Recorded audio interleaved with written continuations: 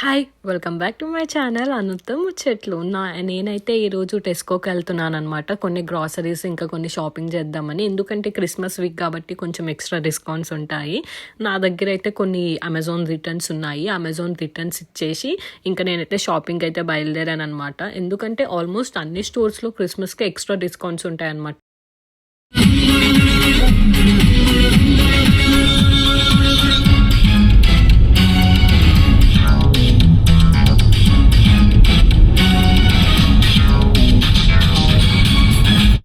నేనైతే యాష్‌వుడ్ టెస్కోకొచ్చేసాను. నేనెందుకు ఇక్కడికొచ్చానంటే కొంచెం దూరమైనా నాకు అన్నీ దొరుకుతాయి. కొంచెం పెద్దది స్టోర్, అన్ని ఐటెమ్స్ ఈజీగా దొరుకుతాయి అన్న పాయింట్‌లో వచ్చాను. ఇక్కడ మనం ట్రాలీకి 1 పౌండ్ కాయిన్ ఇన్సర్ట్ చేస్తేనే మనకు ట్రాలీ లాక్ అనేది ఓపెన్ అయితుంది.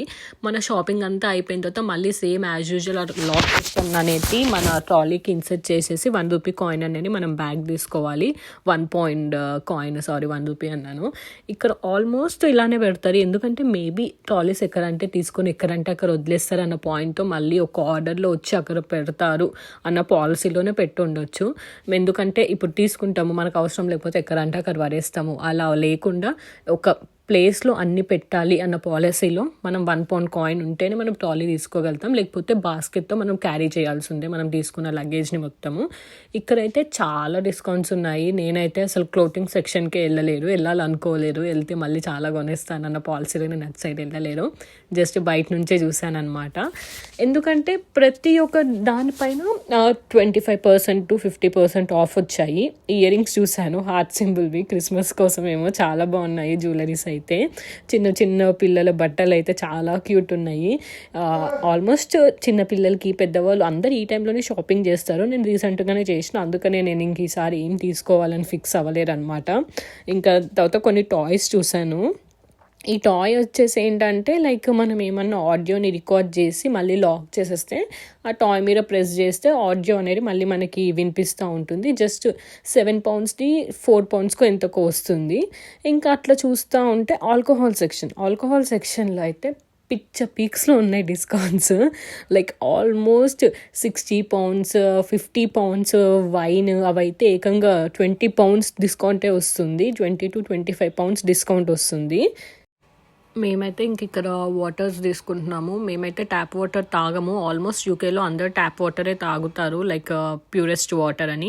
నేనైతే అదైతే బిలీవ్ చేయను. ఎందుకంటే ఇప్పుడు వాటర్ అనేవి పైప్ లైన్స్లో, ఆ పైప్ లైన్స్ అనేవి లోపల ఏం క్లీన్ చేయరు వాళ్ళు. మొత్తం ఆ రస్ట్ పట్టేసి మొత్తం ఇట్లా ఉంటాయి, అదంతా ఫంగస్ అంతా. ఎంత వాటర్ ఫ్లో ఉన్నా కానీ లోపల ఉన్న పైప్స్ కంటిన్యూస్గా క్లీన్ చేయకపోయేసరికి రస్ట్ వస్తాయి. అవే వాటర్ మనం ఎట్లా తాగుతాము? నేనైతే ట్యాప్ వాటర్ని ప్రిఫర్ చేయను. కొన్ని టైమ్స్లో ఇంకా తప్పక ఒక్కొక్కసారి ఎప్పుడైనా బయటకు వెళ్తే అట్లా ప్రిఫర్ చేస్తాను. మోస్ట్లీ నేనైతే ఇంట్లో బాటిల్ వాటరే ప్రిఫర్ చేస్తాము. నన్ను అడిగితే బాటిల్ వాటర్స్ ఆర్ ఫిల్టర్ వాటర్సే తీసుకోమని చెప్తాను. ఇక్కడ చాక్లెట్స్ చూసారా? చాక్లెట్ సెక్షన్స్లో అయితే క్వాలిటీ స్ట్రీట్ చాక్లెట్స్ ఇవన్నీ చాలా ఆఫర్స్లో ఉన్నాయి. కొన్ని చాక్లెట్స్ చూసుకుంటా వెళ్తున్నాం. ఇంత పెద్దగా ఉన్నాయి, ఏంటో బాబు చాక్లెట్లు అనిపించాయి. ఈ క్రిస్మస్ టైంలో చాక్లెట్స్ చాలా తీసుకుంటారు, హ్యాలోవిన్కి కానీ క్రిస్మస్కి కానీ. ఇక్కడ క్యాండీస్ అనేవి ఇచ్చుకుంటూ ఉంటాం. మనం చాక్లెట్స్ అంటాం, ఇక్కడ వాళ్ళు క్యాండీస్ అంటారు. మనము స్వీట్స్ని ఎట్లా లైక్ స్వీట్స్ కూడా అని అంటారు ఇక్కడ చాక్లెట్స్ని. మనకి ఇండియాలో ఏంటంటే స్వీట్స్ వేరే, చాక్లెట్స్ వేరే, అవన్నీ డిఫరెంట్గా అంటాం. ఇక్కడైతే వీళ్ళు చాక్లెట్స్నే క్యాండీ అంటారు, చాక్లెట్స్నే స్వీట్స్ అంటారు. వీళ్ళకి ఇంక ఇవే అనమాట sweets. Different types of chocolates ఉన్నాయి.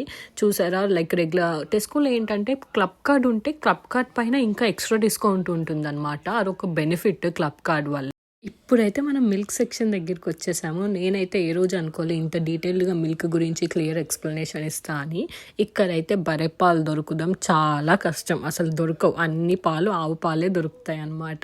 90% ఆవు పాలే ఉంటాయి. మనం బయటికి వెళ్ళి పాలు తెచ్చుకుంటే పాలు కూడా ఇక్కడ ఎక్కువ రోజులు స్టోరేజ్ ఉంటాయి. లైక్ బాటిల్స్ చూస్తున్నారు, అవి మినిమం 10 days ఈజీగా స్టోర్ ఉంటాయి అన్నమాట. మనం ఒకసారి దాని దగ్గర మ్యానుఫ్యాక్చర్ డేట్, ఎక్స్పైర్డ్ డేట్ ఉంటుంది. అది మన ఇండియాలో అయితే 2 రోజులకి ఇరిగిపోతాయి, 3వ రోజుకి ఇరిగిపోతాయి, అట్లా ఖరాబ్ అయిపోతాయి. ఇక్కడైతే అలా ఉండవు అనమాట. అండ్ పాలల్లో చాలా టైప్స్ ఉంటాయి. ఇక్కడ మీరు చూస్తున్నారా పైన లేబులింగే, కొన్నిటికి గ్రీన్, కొన్నిటికి రెడ్, కొన్నిటికి బ్లూ వచ్చున్నాయి. ఇక్కడ ఆవు పాలు కూడా మనకి ఇండియాలో ఆవు పాలు ఒక ఆరెంజిష్ టైప్ కలర్ ఉంటుంది కదా, బర్రెపాలు ఏమో ప్యూర్ వైట్లో ఉండి ఆవు పాలు కొంచెం కలర్ చేంజ్ అవుతాయి కదా, కానీ ఇక్కడ దొరికేవన్నీ ఆవు పాలు అయినా ఆవు పాలు మొత్తం ప్యూర్ వైట్లోనే ఉంటాయి. ఇక్కడ semi skimmed milk, skimmed milk అని ఉంటాయి.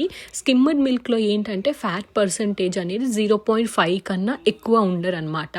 అదే సెమీ స్కిమ్డ్లో ఏంటంటే 1.5 నుంచి 1.8 మధ్యలో ఉంటుంది. మళ్ళీ skimmed milk, semi skimmed milk ఉంటుంది, మళ్ళీ దాంట్లో ఆర్గానిక్ ఉంటుంది, నార్మల్ ఉంటుంది, లైక్ ఫ్రీ రేంజ్ ఉంటాయి, చాలా టైప్స్ ఉంటాయి. అసలు ఫస్ట్ టైం ఎవరైనా యూకేకి వచ్చి ఇట్లా పాల దగ్గరికి వెళ్ళి చూస్తే అసలు ఏ పాలు తీసుకోవాలో కూడా అర్థం కాదు. ఇక్కడ చూస్తున్నారా, ఇవి వచ్చేసి మేకపాలు, గోట్స్ మిల్క్ అనమాట.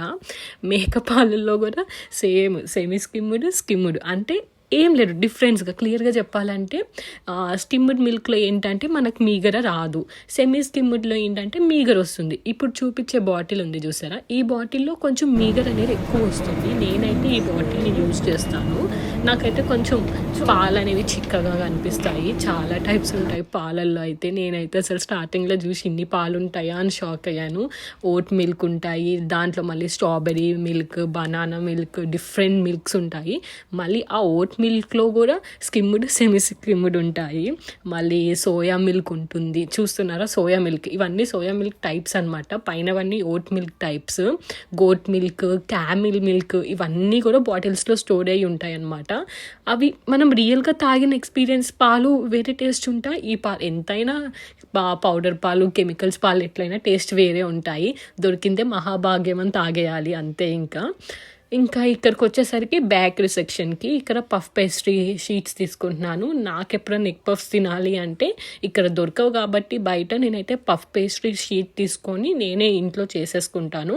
ఆల్రెడీ ఎగ్ పఫ్ రెసిపీ అనేది షార్ట్ వీడియోస్లో ఉంది, ఎలా పఫ్ పేస్ట్రీ షీట్స్తో నేను ఎగ్ పఫ్ చేస్తాను అనేది.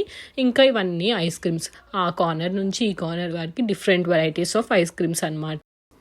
నెక్స్ట్ అయితే చీజ్ సెక్షన్ దగ్గరికి వచ్చేసాము. నాకైతే ఈ చీజ్ని చూసింగానే ఇది ఖరాబ్ అయిందా ఏంటా అని ఒక నిమిషం చూశాను. నేనైతే మొత్తం ఎట్లా అంటే బ్లాక్ కలర్ బూజ్ వచ్చేసి మొత్తం ఇట్లా ఖరాబ్ అయిపోతే ఎట్లుంటుంది, మొత్తం ఫంగస్ వచ్చేసి బూజ్ వచ్చేసి సేమ్ అట్లనే ఉందన్నమాట. నేనైతే ఖరాబ్ అయిపోయిందా అని అనుకున్నాను. కాకపోతే రియలైజ్ అయింది ఏంటంటే తర్వాత అన్నీ అలానే ఉండేసరికి ఓహో ఈ మోడలే ఇంతేమో, ఈ చీజే ఇంతేమో అని తర్వాత రియలైజ్ అయ్యాను, తర్వాత ఎక్స్పైరీ డేట్ చూసి. దాని తర్వాత రైస్ బ్యాగ్స్ దగ్గరికి వచ్చేసాము. బాస్మతి రైస్, సోనా మసూరి, అన్ని టైప్స్ ఆఫ్ రైస్ దొరుకుతాయి అన్నమాట. మేమైతే టోఫీ యూస్ చేస్తాము, ఎందుకంటే కొంచెం ఖరాబ్ కాదు అనిపిస్తుంది మాకైతే రైస్. మేమైతే ఎక్స్ట్రా బ్యాగ్స్ తీసేసుకున్నాము, ఒక 2-3, ఎందుకంటే కొంచెం డిస్కౌంట్ ఉంది. ఎప్పుడు మనం రైసే తింటాం, అలా మేము ఎక్స్ట్రా బ్యాగ్స్ ఆఫ్ రైస్ తీసేసుకున్నాం అనమాట. రైస్ తీసుకొని షాపింగ్ అంతా అయిపోయిన తర్వాత ఇంక ఇంటికి బయలుదేరిపోయాము.